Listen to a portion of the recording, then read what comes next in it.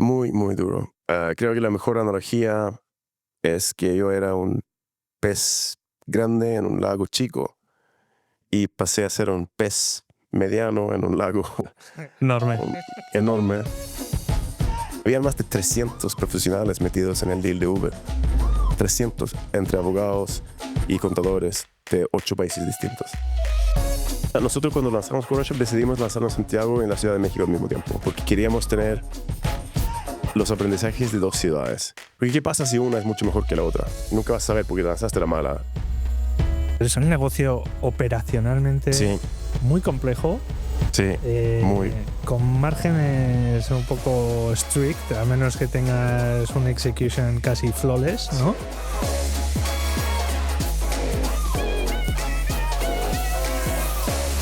Hoy tenemos con nosotros a Óscar Hjertonsson. Óscar es un emprendedor en serie, fundador de Nidish, empresa que acaba renombrándose a Clan Descuento y vendiéndose a Groupon en 2010. Tras esa aventura, vuelve a emprender fundando Seahorse y en 2015 funda Cornershop, que se convierte en un gigante a nivel global de la compra a domicilio y que vende a Uber en 2021 por más de 3.000 millones de dólares. Soy Luis Garay y este es el podcast de Samaipata.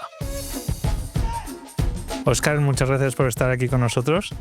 Pues gracias a ustedes por la invitación. Me gustaría empezar un poco desde los inicios, porque el modelo de negocio que iniciaste como emprendedor, ¿no? Me pareció muy revolucionario, o sea, darle la vuelta a esos marketplaces de supply, ¿no? Y me gustaría entender de dónde sale el insight para crear este modelo de negocio. Bueno, el insight inicial éramos, en esa empresa éramos 3 socios inicialmente. Uno se fue rápidamente del proyecto, pero el insight inicial fue de él, un amigo que trabajaba en las páginas amarillas de Suecia y que estaba frustrado tanto como vendedor de sus servicios a empresas y como usuario de internet, porque tengo que yo gastar tanto tiempo en buscar si estoy dispuesto a pagar dinero por algo que me vengan a mí básicamente. Y yo creo que su idea inicial no sonaba tan bien ni tan coherente, pero era como un gut feel, una frustración. Después yo y él lo aterrizamos junto a Daniel, mi socio chileno, lo aterrizamos a un concepto que en algún momento lo llamamos un RFP, B2C RFP, Request for Proposal, y se llamaba Nidish y era muy simple. Tú escribías lo que necesitabas en un campo libre, sin categorías, sin metadata. Literalmente lo que necesitabas, publicaste y después te llegaron ofertas. Y funcionó. Es un modelo bien. que se ha continuado muy bien de hecho continúa ahora mismo siendo usado en plataformas como TaskRabbit, etcétera. Sí. Bueno, y de buscar seguros, o sea, cotizar servicios financieros. De hecho, el modelo, y seguramente existían cosas similares, siempre en el internet siempre hay alguien que tenía la idea antes, pero lo que un poco el error nuestro, más que un error, porque quizás no nos fue tan bien, era porque era muy amplio. Nosotros te decíamos cualquier cosa que tú necesites y los modelos que han ido bien concentraban en supply, van por vertical, por subcategoría muy específico, muy niche, y niches gigantes, pero así. Me acuerdo, en aquella época, o sea, yo empecé a invertir en tecnología con Fabrice Rinda y José Marín de Chill Labs. Entonces, o sea, el tema de los marketplaces es algo que hemos seguido muy de cerca. Y claro, en aquella época, digamos que las marketplaces verticalizadas empezaban a salir en ese momento y empezaban a coger cuota de pantalla, ¿no? Entonces, cuando ves que eso no funciona y ves que te tienes que concentrar, es cuando tomáis la decisión de pivotar, ¿no? Hacia el Clan Descuento. Bueno, la decisión de pivotar no fue una decisión de pivotar, fue una decisión de tratar de hacer otra cosa para salvar a Nidish. Nidish todavía era el amor de mi vida en ese momento como emprendedor. Entonces, nosotros con Nidish, que fue este sitio donde la gente publicaba necesidades, llegamos a tener mucho tráfico. Si no me acuerdo mal, creo que en algún momento teníamos casi 1/3 de los IPs chilenos cada mes visitando el sitio, que hacíamos muy bien el SEO. Y también había una buena comunidad de gente transando servicios en esta plataforma, pero no teníamos un modelo de negocio. Ni habíamos pensado en un modelo de negocio. La idea era levantar plata, crecer, y no podíamos. Nadie quería invertir. pero habíamos acumulado entonces mucho tráfico, muchos usuarios, muchas empresas, pymes chilenas que usaban el servicio, principalmente en Chile. Y un día vimos que Groupon, yo me acuerdo muy bien, fue un artículo de TechCrunch, esto fue en el momento, habrá sido el 2019, creo, cuando TechCrunch era el lugar para consumir diarios de tecnología. Creo que ahora nadie lo lee. Y salía un artículo que decía que Groupon was the fastest growing company ever, or the fastest company to ever hit 1 billion in revenue run rate. Y nosotros en Chile, como había comentado, teníamos este sitio con mucho tráfico, con usuarios, con merchants, y dijimos, bueno, hagamos básicamente un clon de Groupon, Sí. sin haber dicho esa palabra, y no hicimos un clon literal como alguna gente lo hacía en esa época, sino otros colores, otra onda, algunas otras reglas de negocio también, pero básicamente fue un clon de Groupon, lo llamamos clon descuento. Sí. No fue un pivot, por lo menos no para mí, porque Pero fue una forma de monetizar a llegó esos a ser el user base, sí, ¿no? llegó a ser un pivot muy rápido, te cuento, pero antes de lanzarlo la idea era que acá hay algo que permite ganar dinero rápido, lo necesitamos para fundear Nidish, que teníamos una visión y un sueño, unos planes gigantescos. O sea, para pero era Nidish, básicamente para salvar Nidish. sí, o sea, era el plan B para financiar el Sí, plan A. y lanzamos, y creo que el segundo día, creo que dije ya, fuck Nidish, como que... Porque al final, después de 3 años de no haber ganado de ninguno, y Nidish tampoco iba tan bien, o sea, crecía, pero tampoco era la gran cosa, y vimos que esto es una gigante oportunidad, y bueno, nos fuimos all in.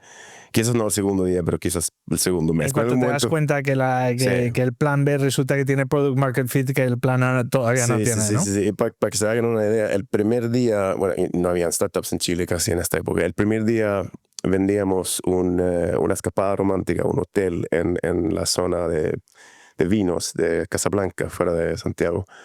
Y si bien me acuerdo, creo que vendimos 70 tickets a $150 o algo así. Entonces, si tú multiplicas 70 por 150 por 365, te da un bastante buen run rate para el primer día de operaciones de un lanzamiento de una startup, ¿no? Particularmente en esa época, pero yo creo que en esta época también, hoy todavía serían números bastante buenos. Entonces fue impresionante y creció mucho.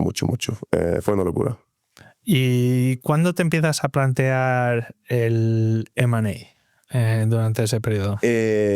Bueno, es que el M&A, en mi experiencia, no es algo que nosotros hemos vendido ya 2 empresas, no lo hemos planteado nosotros, sino el M&A te viene y se te plantea a ti, te toca la puerta. Pero te cuento cómo fue. Nosotros empezamos un fundraising process de Clan Descuento con la misma empresa que era Nidish, obviamente con el holding Nidish.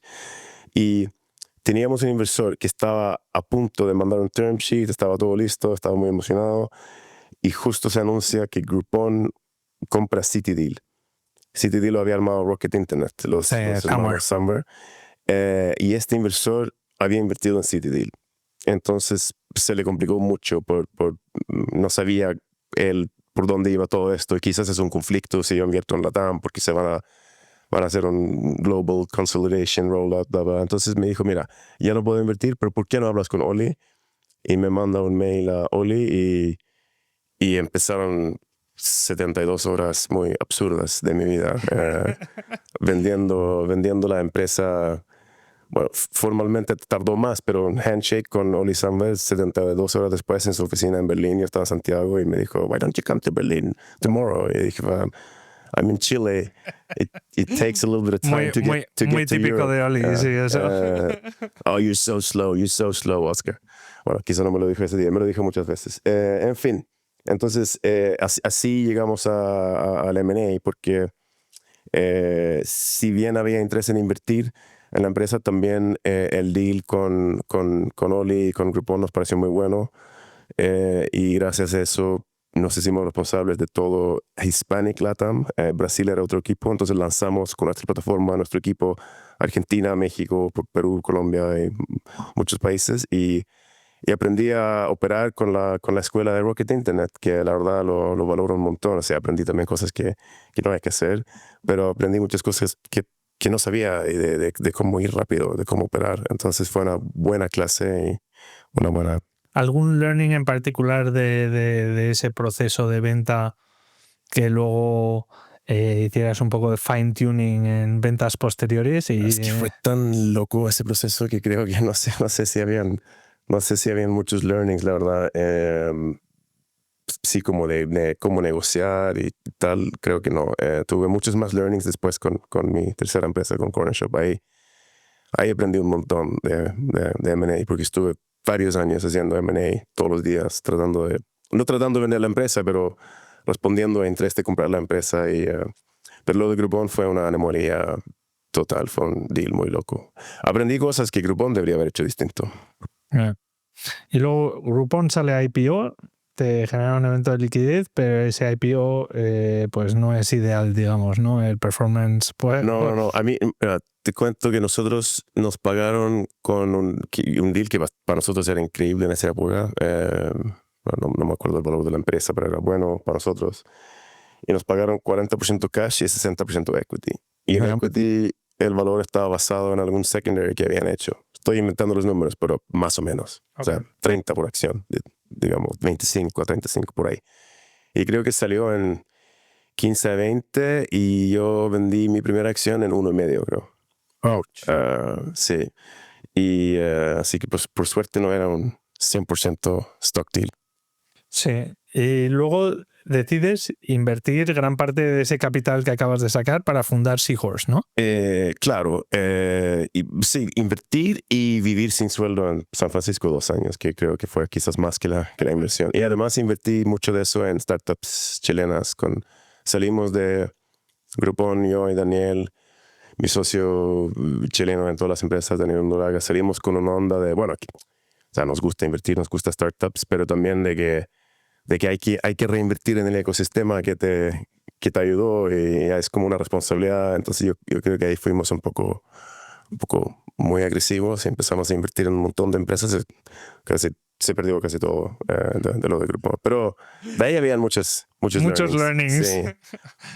Pero... Y bueno, o sea, digamos en Seahorse, o sea, el producto era precioso, pero hay poco market pool, ¿no? O sea, y te encuentras en una situación parecida un poco a la inicial de Nidis, ¿no? ¿Qué te dirías a ti mismo ahora en hindsight para cuáles son las claves? O sea, ¿cómo identificas product market fit quickly?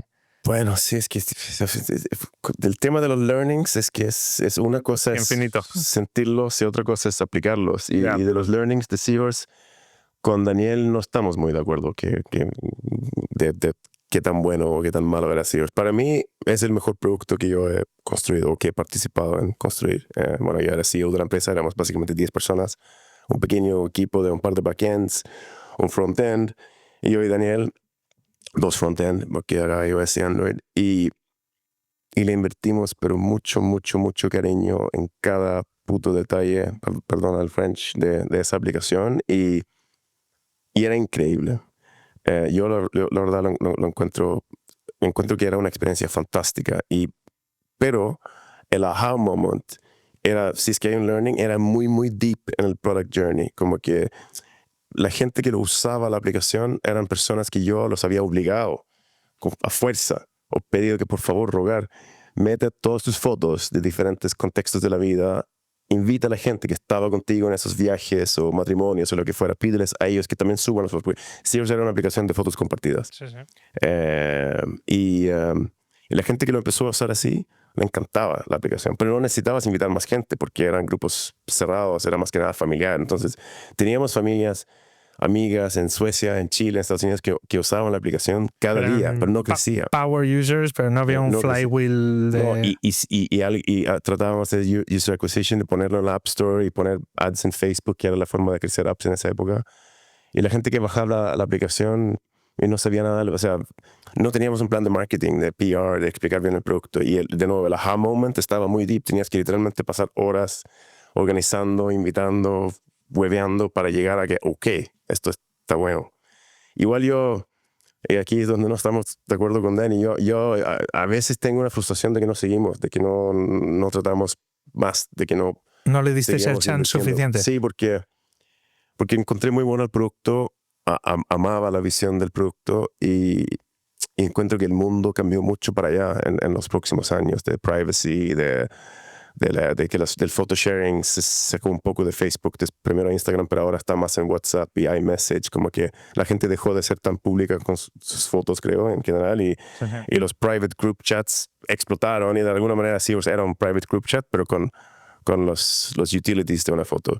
Si Daniel me escuchara decir esto, diría, este man nunca aprendió nada de nada, es tonto. O sea, bueno, la historia es cuál hubiera sido el posicionamiento más estratégico, si empezar por el photo sharing o empezar por el chat, ¿no? Claro, sí. Y tendríamos que haber reconstruido muchas cosas en el producto para generar aha moments más early in the journey. Bueno, y de ahí saltas a algo completamente distinto. Sí.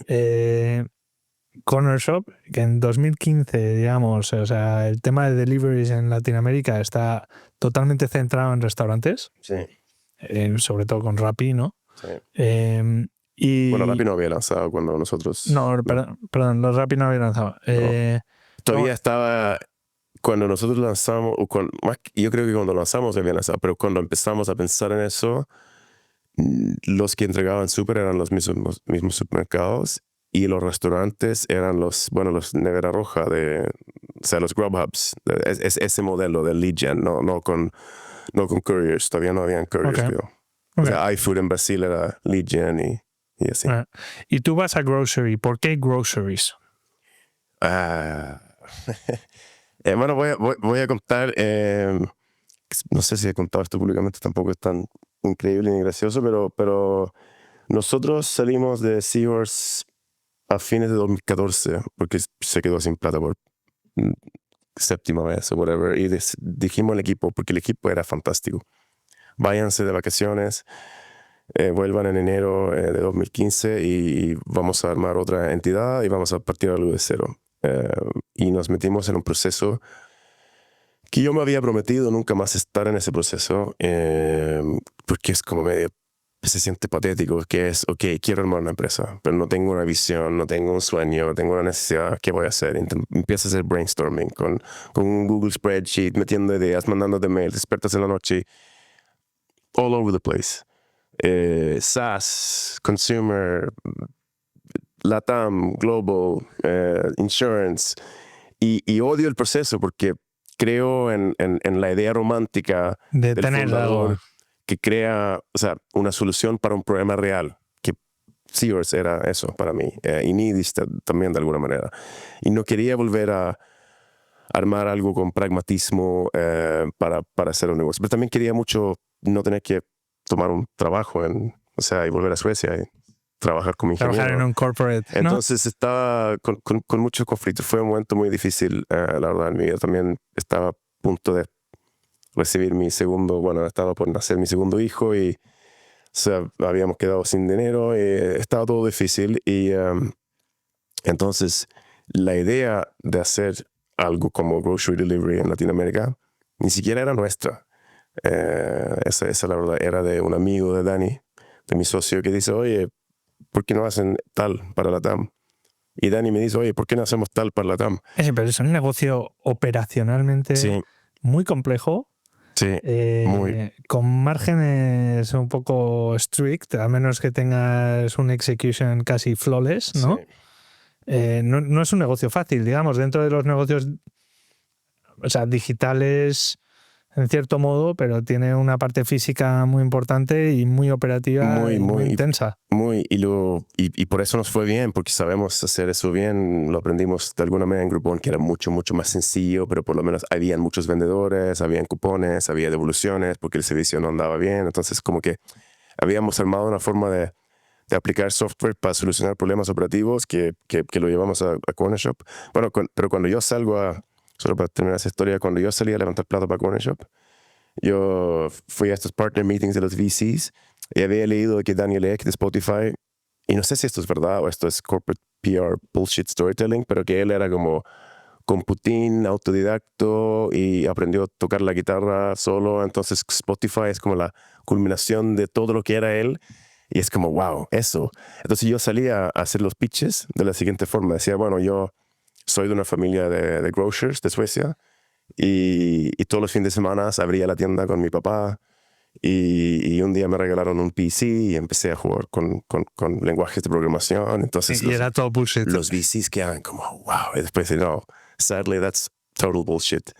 The idea to do this was not even ours. But here we are. We think it's a huge space and we think the right team to do it. So, pero bueno, entonces nunca encontramos esa idea que se sentía como que, ok, esto es nuestro, pero nos convencimos de que la idea pragmática de hacer grocery delivery en Latinoamérica iba a ser muy buena y pensábamos que éramos el equipo para hacerlo. Y después, o sea, yo entonces empecé Corner Shop con muchos conflictos porque quería sentir este amor por la idea que es esta idea romántica de que sé que existe porque me ha pasado con Nidis y con Seahorse. No lo sentí. Pero obviamente 3 meses después ya armaste un logo, una marca, tomaste las primeras decisiones de Brook, tomaste un equipo y estaba totalmente enamorado de este día en adelante y me encantaba trabajar en Corner Shop. O sea, lo mejor que he hecho profesionalmente fue Corner Shop y con esa gente y hicimos algo muy lindo y trabajamos harto y nos fue muy bien. En las primeras rondas te invierten, inversores de élite a nivel global, Accel, Creandum, ¿no? Sí. Para esos momentos, ¿teníais ya un clear product market fit? O sea, depende de quién preguntas. Sí, no fue tan explosivo. Nada como Groupon, por ejemplo, que la gente no podía creer. Y se explica, es fácil explicar, porque en Latinoamérica, tú has vivido ahí, en Perú, en México, tú sabes, el servicio a domicilio existe desde los burros. O sea, tú literalmente podías mandar un fax a Walmart o Bodega Aurrerá, o como se llamaba, hace 50 años, quizás fax no, pero y te mandaban el súper hace 50 años, quizás no con un burro, pero alguien que te caminaba al súper. Aquí en Madrid sigue pasando, o sea, bueno, tú puedes... porque está ese disparity entre la gente que tiene y la gente que no, y la gente que la clase media puede pagar por ese tipo de servicio. Entonces hay como una clase, obviamente, lo sabemos, de prestación de servicio que no existe en Europa, quizás acá, pero en mi país no. Sí. Entonces, y obviamente en los 90s los supermercados sacaron sus .com para comprar online con sus camiones y sus bodegas. Entonces se había hecho y se había hecho same day. Yo creo que en Estados Unidos no había same day delivery cuando lanza Instacart. Entonces el same day delivery de groceries era wow, increíble, esto no existe. Amazon Fresh lo había intentado un poco, pero más que nada era pides en la mañana, te llega muy en la tarde, pero esto de que te llegan 2 horas, 3 horas no existía. En México sí existía. Y era una mierda. El modelo original, o sea, era Peapod en US, claro, ¿no? Claro. O sea, el modelo original de este tipo de negocio era Peapod. Me acuerdo, mi padre intentó montar un negocio similar en los años 90. Se adelantó un poco al wave de Internet y no le fue demasiado bien, pero... Claro, que había muchos intentos. Sí. Y la gente tenía muy malas experiencias con estos servicios porque no funcionaban muy bien, porque los servicios no escalaban, nadie lo hacía bien, entonces no había como una presión competitiva para hacerlo bien. Y me refiero a qué es hacerlo bien, que te lleguen todos los productos, que te lleguen a la hora, o incluso que te llegue el pedido y que no falle el cobro, y aparte se pagaba con cash on delivery, entonces tenías que tener tus billetes. Esa era una mala experiencia. Entonces lanzamos como entrega al supermercado en 2 horas en la Ciudad de México y era como, ok, otro más. Entonces la gente tenía que probarlo para entender la gracia. Y eso hace que el crecimiento es mucho más lento. Y no solo probarlo, sino necesitaba quizás que 2 vecinos o 2 amigos le hubieran dicho, oye, pero vale la pena probar esto. Porque, de nuevo, la promesa no era nueva, pero el servicio era una cosa nada que ver. Nadie había visto algo similar. O sea, le subimos la barra de lo que la gente esperaba de la calidad de servicio. O sea, mucho. Digamos que el KPI o el North Star para vosotros era tiempo a delivery. No, es que no hay un KPI, porque tienes que llegar rápido, pero más importante llegar bien. Sí. O sea, una familia que pide arroz, pañales, un vino, una harina y una mantequilla y una carne, no puedes mandar el pedido sin uno de esos 6 ítems, porque la gente nunca más va a volver a pedir. Entonces, trabajar bien el tema de reemplazos. Entonces, todo lo que es calidad de servicio lo hicimos, pero lo obsesionamos de una manera que ninguna empresa, por lo menos en Latinoamérica, había hecho antes en ese espacio. Y en parte porque yo quizás era, sigo siendo, supongo, relativamente malos para el fundraising. Y no lo digo para sonar humilde, o yo sé lo que hago bien y sé lo que hago mal y no soy un gran fundraiser. Creo que estoy aprendiendo por qué, pero en ese momento competíamos con Rappi. En los ojos nuestros no competíamos tanto con Rappi porque sabíamos que el servicio era muy distinto, pero en el mercado de capitales éramos 100% una competencia de Rappi, una competencia que había perdido. Rappi levantó $1 billion, creo, o medio billion con los mejores inversores del mundo, y estamos nosotros ahí que habíamos levantado 6 y nadie quería tocar Cornershop, que aparte no crecía tan rápido. Como decía, no era el primer año, año y medio, crecía, pero no así. Fue el año 2, 3 cuando empezó a crecer realmente exponencialmente. Y nos costó mucho, mucho levantar dinero. Y esto tampoco creo que he contado públicamente, pero y es verdad, yo todavía nunca he estado en una situación de que te manden varios term sheets, un competitive process, y estás eligiendo entre valuation y el right fit with the VC. Esto suena soñado. A mí me ha llegado la plata que me toca y la tengo que aceptar para que no mueran las empresas. Y por suerte armamos un grupo de VCs increíbles. Los amo a todos. Son muy amigos hoy, pero no es que los elegimos.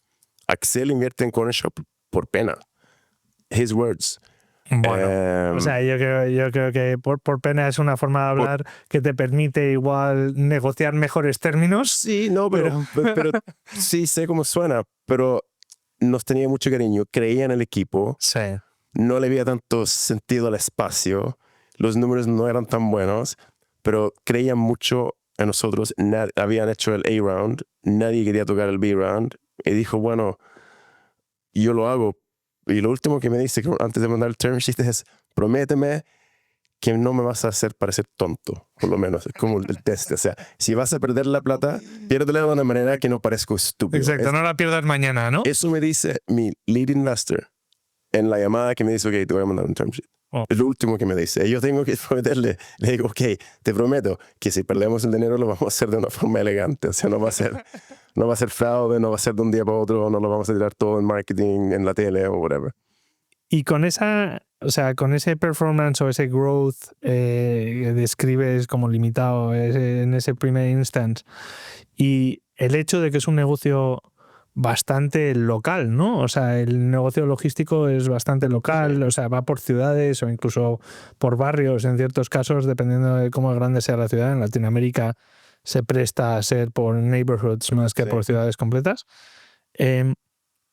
¿Cómo te planteas el hecho de escalar internacional y las economías, o sea, los unit economics a nivel de escala internacional?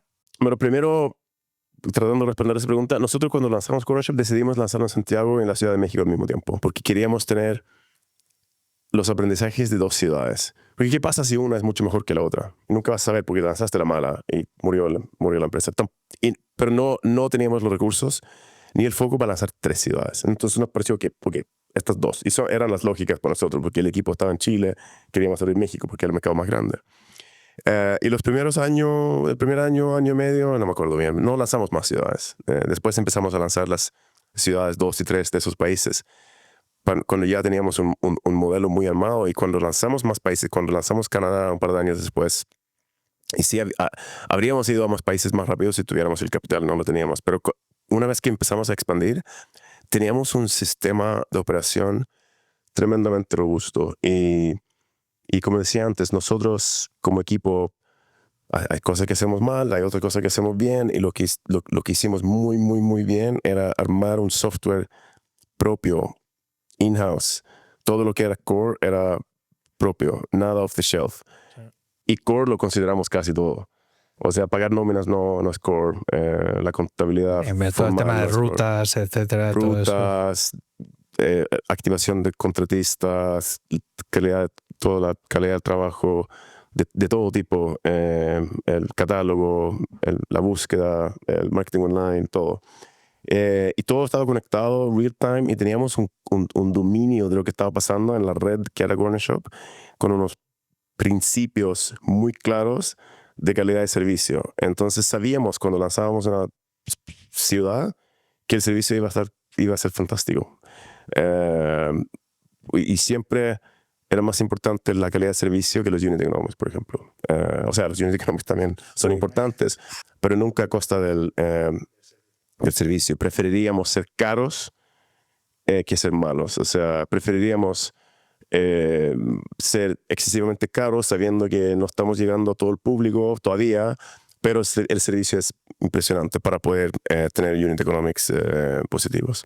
Sí, pero cuando, por ejemplo, entras en un partnership con alguien como Walmart, que su concepto es siempre the lowest cost no matter what, igual te mete un poco de presión en esto, ¿no? Y sí. La partnership con Walmart me parece muy interesante por varios ángulos, obviamente obvios, pero te dejo que lo comentes tú un poco más, pero este sería uno de ellos, ¿no? Sí. ¿Os mete presión?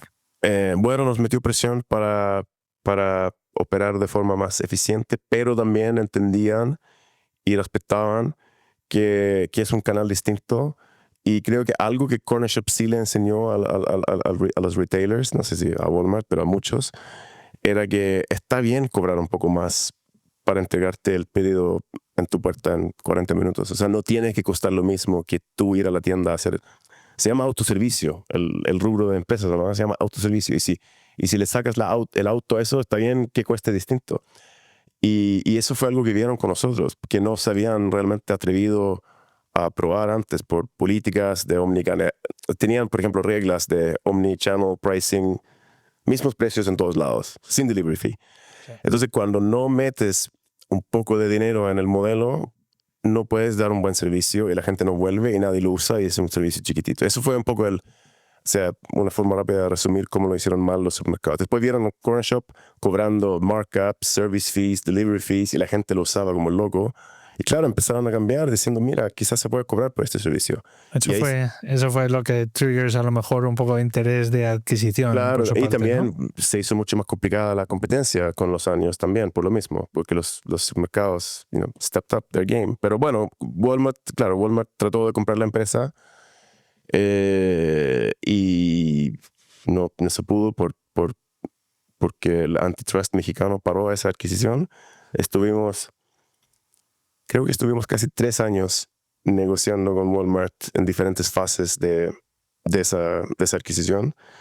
De hecho, en algún momento hice el cálculo de que yo pasé como 10 o 15% de mi vida haciendo M&A off and on, porque Walmart nos contacta a finales de 2016 y después estuve en Uber hasta el 2024 y cada semana de esos 8 años yo estaba metido en algún tipo de negociación que tenía que ver o con la preparación de una compra o preparación de un antitrust filing o pelear sobre algo que se había firmado en un contrato de compra-venta. Entonces pasé mucho tiempo aprendiendo mucho de M&A. Cuando el deal se cae o lo bloquean, Walmart empieza a financiaros con deuda, ¿no?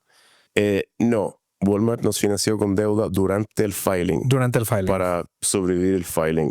Al momento del fallo, que era una película de suspenso total, solo voy a tratar de resumir lo que eran 10 meses casi, o 9 meses creo que eran, desde que anunciamos, típico press release, Walmart compra Cornershop, todos felices, todos dicen felicidades y has leído 1000 artículos así, ¿verdad? Y después siempre al final hay un asterisco que dice sujeto a la aprobación regulatoria y nunca pasa en nuestro rubro que se metan a parar una compra de una startup. O sea, nunca.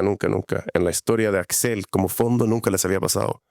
Ni una vez, me decían. Que ese liability, o sea, debías de también tener un poco, o sea, con perdón, los huevos de corbata, ¿no? Es decir, bueno, y ahora esa expresión no la entendí. O sea, ¿Cómo dicen los mexicanos? Lo fue. Ok, sí. Bueno. Sí, entonces Walmart nos financia durante eso, pero el fallo era tal que Walmart no podía tener ni una acción de Cornershop. O sea, la deuda no se podía convertir en equity. Tan duro era el fallo del antitrust mexicano. Entonces, ¿tampoco te podían obligar a repay? Bueno, sí, porque obviamente había unas condiciones de repago en la deuda, si me acuerdo, y lo tuvimos que repagar eventualmente, pero sí nos daban un poco de plazo. Walmart se portaba bien. Y era no chocante porque el mes 6 aprendemos que hay riesgo, pero pasamos 6 meses pensando que vendimos la empresa. No hicimos board meetings, no hablé con los VCs, no es que empezamos a comprar cosas, pero el deal estaba hecho. El deal estaba hecho. Me mudé mi familia a Estados Unidos porque parte del deal era trabajar en la oficina de San Bruno, fuera al sur de San Francisco, con Walmart. Y entonces al mes 6 me llama un abogado y me dice, mira, yo creo que ya corresponde decirte que estoy seriamente preocupado porque quizás no te aprueban el deal.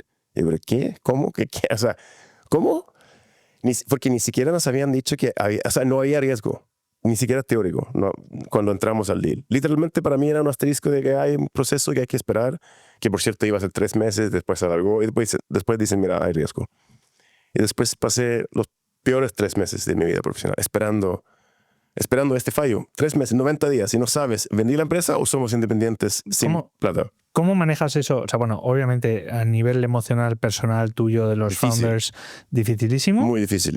¿Cómo manejas a una plantilla, a un equipo? No sabía, no les decíamos. No les decías nada. No, al equipo, o sea, senior, sí. A la gente top, sí.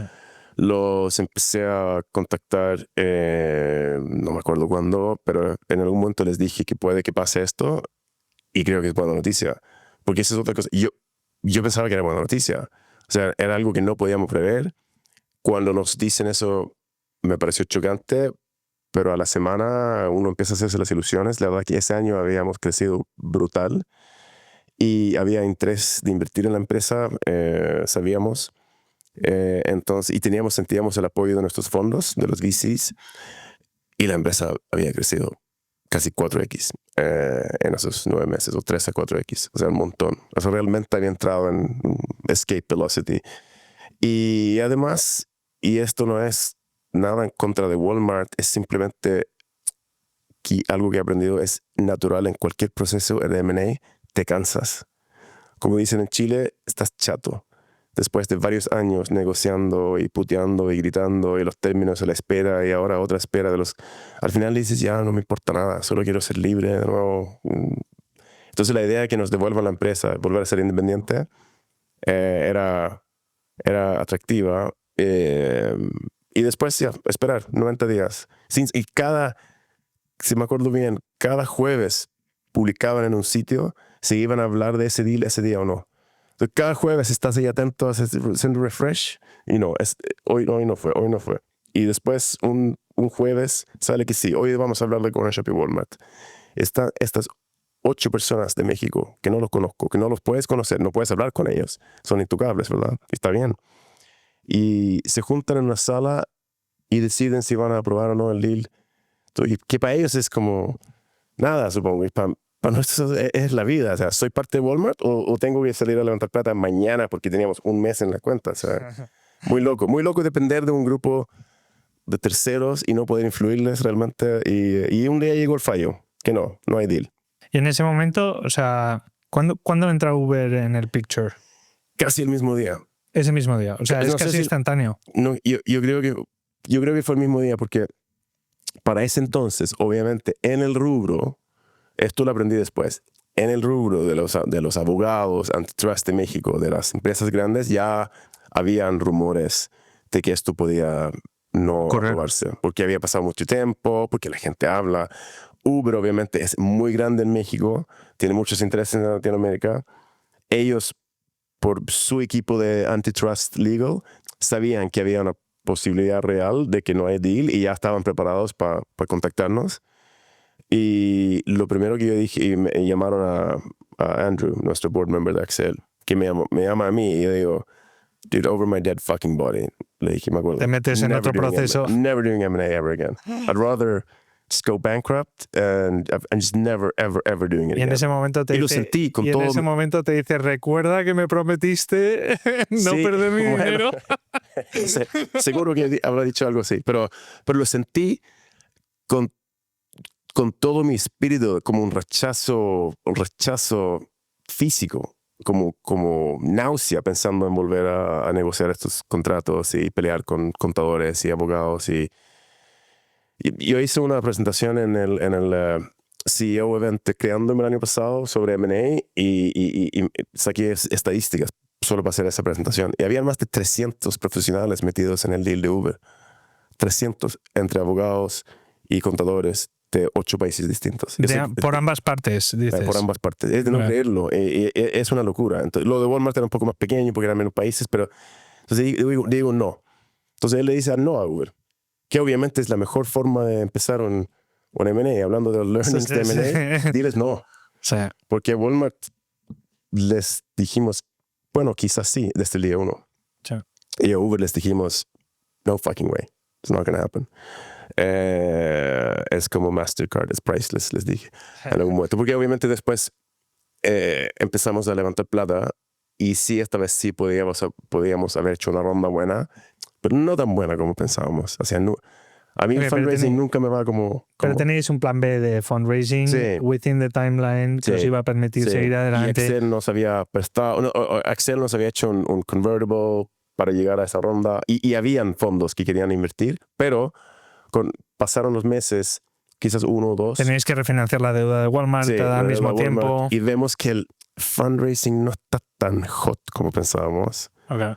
Quizás después de 6 semanas de no haber hecho M&A me reparé un poco emocionalmente y un día me convencen, pero igual deberías hablar con Uber, porque hay varias empresas que nos contactaron. Pero dijimos, no, esto no. Ok, Uber igual. Uber es súper. Yo uso Uber desde el que lanzan en San Francisco. Me encanta la aplicación, es fascinante Uber. Y también nos daba miedo de que compitiera con Cornershop. Entonces eso sumado, aquí estaban basados en San Francisco, era Uber, nos daba miedo. Las demás que nos contactaban nos daba cero miedo. O sea, creo que si hubierais cerrado el deal con Walmart, igual hubierais tenido el músculo económico corporativo por detrás para poder hacerle frente a un Uber de turno, ¿no? Sí, no, si hubiéramos hecho el deal con Walmart, yo creo que habría sido un deal fantástico para Walmart. Y yo respeto mucho a Walmart y a la gente de Walmart. Pero claro que es más padre, más chingón trabajar en Uber que trabajar en Bentonville, ¿no? Está claro. Entonces decidimos ir a ver a Uber. Y con esta parada de que no va a pasar, no queremos vender la empresa. ¿Cuándo en 2019 se hace la transacción? En octubre. Claro, el fallo de los comisionados de antitrust de México era en junio y la transacción se hace en octubre. Y dado que no queríamos vender la empresa, porque era verdad, no queríamos vender la empresa, pero nos abrimos un poco para escuchar a Uber y al final llegamos a que Uber liderara la ronda C. O sea, Uber lideró esa ronda que estábamos haciendo, con un compromiso de inversores actuales de que Uber podía comprar secondaries para llegar a tener 51%, porque Uber quería consolidar. Bueno, o sea, también prueba extrema de que success en el mundo requiere talento, esfuerzo y mucha suerte. Porque suerte. 6 meses más tarde pega COVID. 6 meses más. No, yo siempre...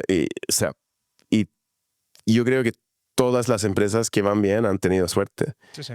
Pero yo creo que Cornershop ha tenido más suerte que el promedio y no sé qué hemos hecho para merecer esa suerte. Pienso que trabajamos muy, muy, muy, muy duro y le ganamos a la competencia con una fracción del capital, porque lo hicimos mucho mejor, con cariño, armamos una marca que la gente amaba, con detalles de branding dentro de la experiencia de compra, como las bolsas, como te llamábamos, como que hacíamos cosas que quizás en el big scheme of things para la humanidad no son tan increíbles, pero en el rubro de grocery delivery eran bastante increíbles y creo que, bueno, merecimos suerte, espero.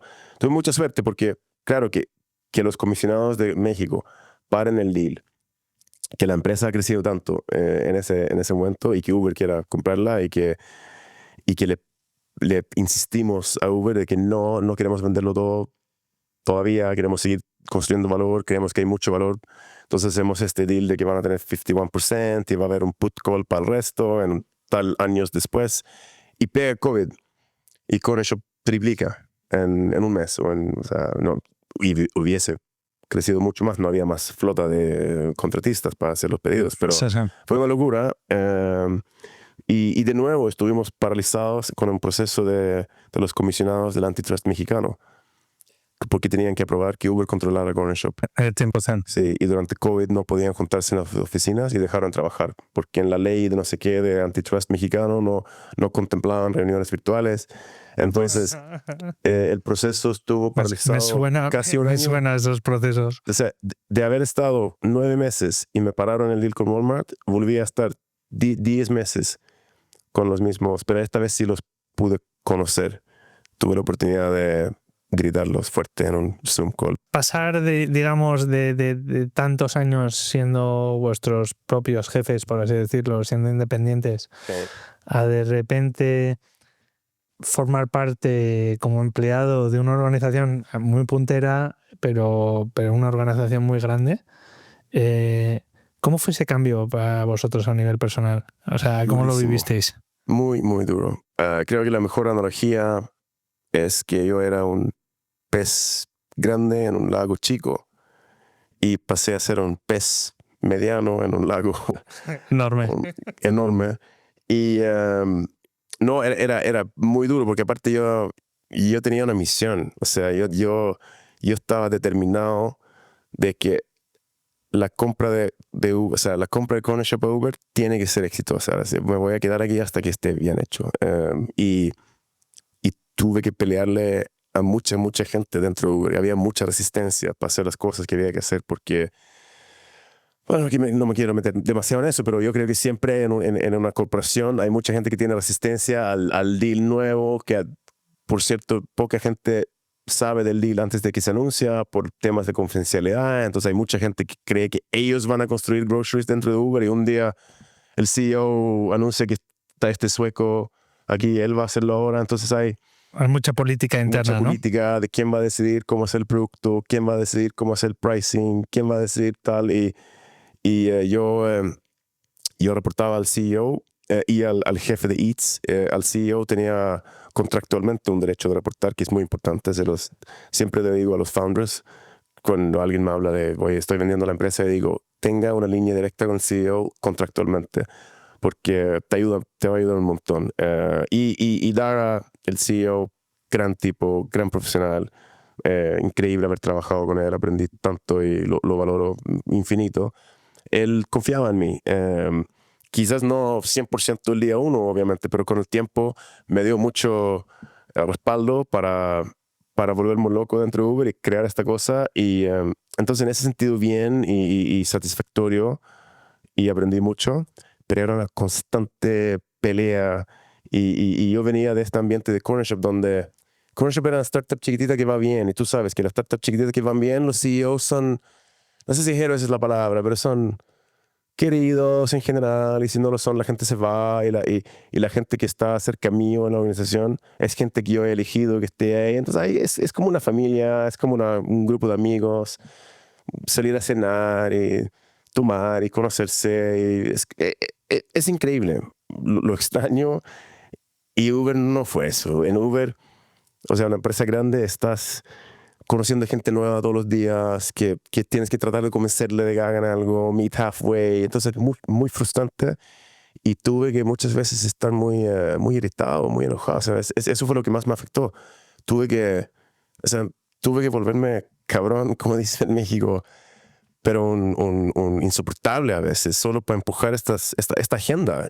Y me afectaba mucho, me afectaba un montón. O sea, era como out of body experience. Aquí estoy de nuevo en una llamada peleando con alguien que no conozco y usando a veces el leverage que tengo en la organización para ganar alguna discusión. Terrible. Sí, pero autoridad versus ser capaz de atraer a la gente a tu Claro, forma de y verlo. también obviamente trataba de hacer eso, pero a veces había que simplemente avanzar, hacer cosas, porque tratamos de hacer muchas cosas en poco tiempo y al final Uber Grocery ahora es grande, crece muy bien y se considera no sé si éxito es la palabra, pero están contentos con lo que hicimos. Y yo a los 2 años y medio ya no podía más. Y le dije al CEO, mira, yo sé que había dicho 4 años, pero no puedo 1 año y medio más. En medio año más voy a entregar X, Y, Z cosa más y con eso estoy y me voy. A ver, es un modelo de negocio que va a perdurar en el tiempo y hay un eterno debate, ¿no? Me gustaría saber tu punto de vista. ¿Dark stores o picking? Dark stores o picking. Yo creo en los híbridos. Hay híbridos, o sea, que las tiendas nuevas se diseñan pensando en el e-commerce. Lo están haciendo hace muchos años ya los retailers.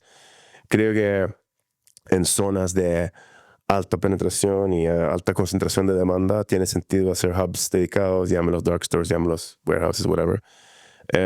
Y en zonas menos pobladas no tiene ningún sentido y hay que usar las tiendas, pero de nuevo, las tiendas se pueden reconfigurar y repensar para que estén optimizados para el picking y el picking sea automatizado, porque el picking ya es muy automatizado donde varios retailers. Entonces yo creo que no es una respuesta sí, no, blanco y negro, sino es que es gris. ¿Qué unit economics crees que importan más en esta industria? Y si volvieras a fundar Corner Shop 2.0, ¿qué decisiones tomarías de manera distinta? Bueno, si yo hiciera Corner Shop hoy, hay una gran diferencia. Que nosotros lanzamos Corner Shop, a nosotros no nos fue tan bien con el capital, como dije, pero era un momento del mundo donde había mucho capital para e-commerce, para local, B2C, Uber for this, Uber for that, Uber for dog walking, Uber for cat walking, Uber for hairdresser. Y todos estos modelos perdían dinero. Todos. Muchos ya no existen. Se perdió mucho dinero invirtiendo en Uber for this and Uber for that y en los mismos food delivery platforms. Pero había mucho dinero. Entonces, no era tan importante en esa época los unit economics como hoy. Si tú lanzas una empresa hoy en e-commerce o loco, o sea, no, nadie, tú eres VC, ¿están viendo muchos e-commerce o local commerce? Bueno, depende. E-commerce enablers más hoy en día. Ya, bueno, eso sí, pero Sí. los B2C brands, de direct to consumer, todo eso está bastante... Está de capa caída un poco. AI Economics permite que sea un poco más factible hoy en día porque reduce el cost to serve, Claro. y reduce el Customer Success Cost y el Customer Acquisition Cost. Entonces, en cierto modo, te puedes permitir algunos modelos con contratos más pequeños, como serían los de consumer, prosumer, Claro. o incluso SMBs pequeñas. Pero digamos que los economics siguen siendo mucho más atractivos Sí. en empresas más mid-market enterprise. Sí, y es un poco lo mismo que iba a decir. Yo creo que los economics ahora tienen que ser mejores para salir a buscar capital con una empresa en este espacio, que lo que era en ese momento era growth a cualquier costo, ¿no? Y ahora creo que hay más escepticismo sobre ese modelo o sobre esos modelos. Después de muchos años trabajando con los mismos co-founders, ¿no? Sí, O sea, sí. menos supongo que el hecho de estar todos juntos en esta aventura desde tantos años atrás, eso os debía dar un confort. Mucho. Yo no podría emprender solo, no quisiera, no. O sea, admiro a los que lo hacen, pero yo necesito... Para mí el co-foundership se representa más que nada en nuestro iMessage thread que tenemos, que es infinito y que es yo llorando, yo celebrando, yo que ellos también obviamente, pero mucho de salir de la reunión con tal y esto pasó, bla, bla, bla, y me mandan ya, bueno, estoy de acuerdo con esto y no, pero ese apoyo, de sentir eso fue clave. Yo pasar por esto solo no... El hecho de que Juan se fuera un poquito antes que Dani y tú, ¿eso os afecta o os hace tomar esa decisión también? ¿Es un declic o lo pensáis en equipo o cada uno individualmente? No, bueno, somos un equipo muy fuerte, pero él no lo pasaba tan bien en Uber como yo. No fue un desafío profesional tan interesante para él. Vivía en Chile, yo vivía en San Francisco en la casa matriz y simplemente estaba más aburrido y Uber no lo necesitaba. O sea, es un enorme talento que tiene una gigante capacidad para hacer mil cosas y lo que le tocaba a él hacer en Uber en esa época era... Ya lo había terminado, no se necesitaba más y se fue, estaba súper bien. Yo estaba muy de acuerdo con eso, lo hablamos nosotros antes, pero no cambió nada porque una vez dentro de Uber, los tres estuvimos mucho más separados. Daniel haciendo cosas de tecnología, Juan Pablo de la operación de la TAM y yo estaba en la operación fuera de la TAM, porque la TAM estaba armado, estaba consolidado. Lo que yo hacía era Australia, Inglaterra, Estados Unidos. Y... ¿Cómo repartíais las tasks entre Juan, Dani y tú? Bueno, es que era la tercera empresa que, bueno, Juan estaba en la primera, no en la segunda, en la foto app, y de nuevo en la tercera, entonces habíamos trabajado juntos mucho tiempo, entonces se daba. No había que hablarlo mucho, era bastante obvio. Daniel hacía código, contrataba ingenieros, hinchaba pelota a los ingenieros, perdona la expresión. Yo hacía cultura, branding, o sea, toda la comunicación interna, la comunicación externa con el board, con venta, meter retailers, o sea, sales, marketing, fundraising, communication, digamos, y product, hacía yo. Pero product era como compartido, todos nos metíamos en una pieza a pelear cómo hacer el producto, y Juan hacía la operación. Juan Pablo, de hecho, hacía la operación, manejando todo el software interno que controlaba la operación. A la hora de tomar decisiones importantes, ¿había alguna opinión que pesaba más? No. ¿Trabajabais desde el punto de hasta que no había agreement entre vosotros? Hasta que no había agreement entre nosotros no se podía tomar una decisión. Okay. Porque hubiese sido muy costoso a ese partnership que, o sea, nunca pasó que estuvimos en un deadlock de decisión por tantos días que había que tomar decisión, no estamos de acuerdo. Siempre, y es algo que nos ha funcionado muy bien y que creo que es necesario para ser un equipo de 2 o 3, peleábamos mucho. O sea, a gritos, pero pelear quizás es una palabra, pero discutir fuerte, a gritos, con garabatos, a desacuerdos. Pero nunca salimos de la oficina con esa sensación. Siempre lo solucionábamos ese mismo día. Y siempre los tres, obviamente, son egos relativamente grandes, con ideas relativamente fuertes, pero siempre dispuesto a darle la razón al otro, siempre dispuesto a darle la razón al otro también un año después, diciendo, ¿sabes qué? Tuviste razón esa vez o yo estaba equivocado. Entonces, había ese tipo de onda que creo que era clave, o sea, es clave para trabajar juntos. Salvo el desacuerdo de Dani y tú sobre Seahorse, ¿no? Bueno, claro, salvo ese se mantiene. Pero ese desacuerdo no es una bronca, es un desacuerdo. No, a veces hay también agree to disagree, creo que también es importante, pero sin bronca, lo importante es que nadie trae rencor de las discusiones o que nadie se siente menos en las decisiones. Obviamente, decisiones que tenían que ver más con el M&A las tomaba yo y yo les informaba y a veces quizás querían entender algo mejor, opinar, pero en general yo lo tenía que hacer porque no puedes tener 3 personas decidiendo sobre todo. Lo mismo la tecnología, no te metías o sea, producto mucho, pero de qué stack vamos a usar, o sea, vamos a programar en Python o Java, yo qué sé, Python, se eligió el D1.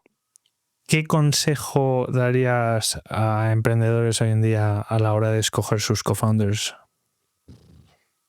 Pues salir a tomar mucho varias veces y hablar de todo, no solamente de la empresa, de la vida, los valores, la política, la familia, las prioridades y no lo digo, bueno, quizás sea mi broma nomás, porque creo que es muy importante conocerlos más allá de hay un interés común en crear esta cosa juntos. Perfecto, pero es la persona que más vas a ver durante los próximos 10, 15, quizás 20 años y muchas veces no resulta bien.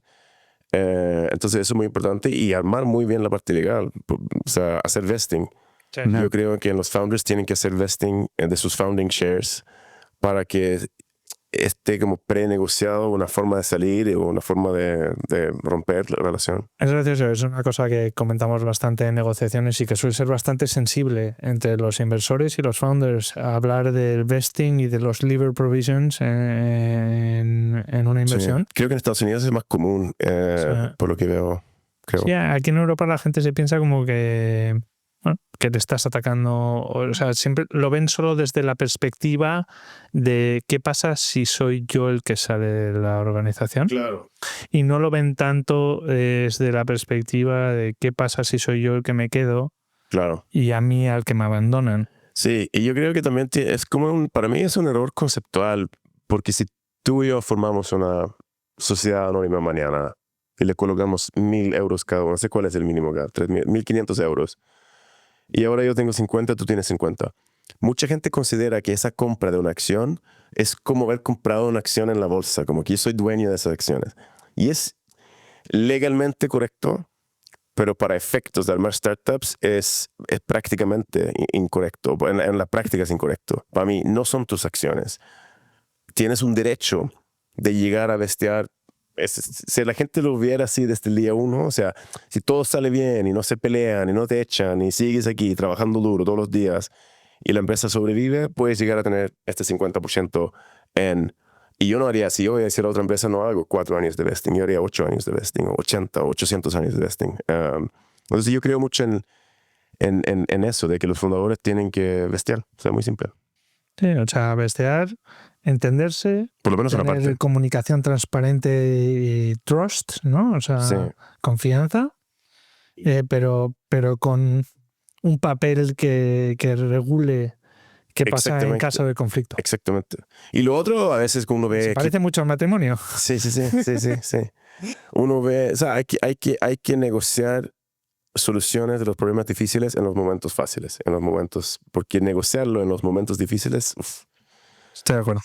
Y lo otro que diría, obviamente hablo con muchas startups, yo soy inversor ángel, y a veces como que uno ve equipos jóvenes y no está claro quién es el CEO, y eso siempre me genera como ruido y me da un poco de miedo, porque como que no quieren decir, no quieren hablar de eso, y como que las dos personas mandan mail a los inversores, a veces una y no la otra, y me hace, no es que está mal necesariamente, pero me genera ruido, como que me genera miedo de quizás estas 2 o 3 personas no tienen esa transparencia o no son tan vulnerables entre sí o tan honestos con sus socios como deberían ser para poder funcionar. O sea, no es tanto el tema de quién es el CEO en sí, sino ese es como un signo, quizá un síntoma de quizás algo más.